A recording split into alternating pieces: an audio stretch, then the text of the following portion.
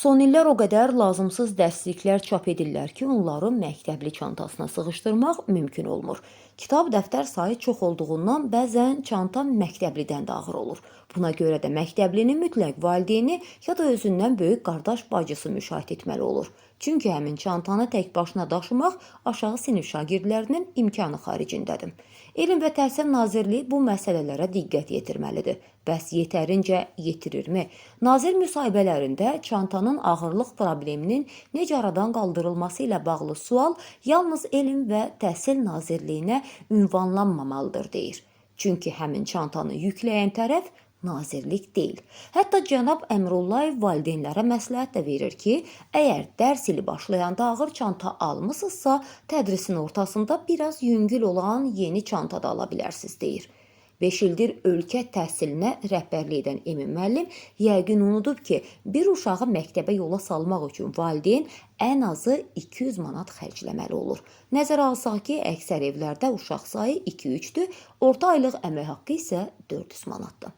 Gəlin də çıx problemin içindən.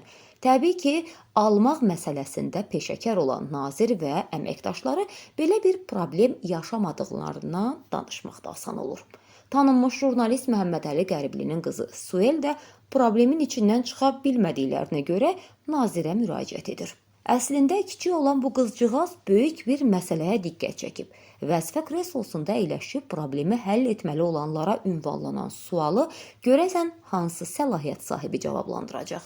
Ümid edək ki, Suelin sualına qurum nümayəndələri özlərində cəsarət tapıb cavablandıracaqlar və məktəblinin çantaya sığmayan yükü də azalacaq.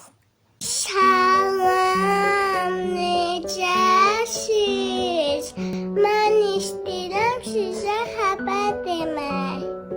Mənim bacımın şurkaçı ağrıdır. Çünki onun şurkaçında çox reslər var. Onun belə ağrıyor. Əziziniz Emin mənim deyir ki, dedim təzə şurkalı. Ay Emin mənim, deday bacımıza şunkalar, təzə almışlıqdan şunkam. Ay Emin mənim, niyyəti bizim, niyyəti biz mənim bacımızı belə alır.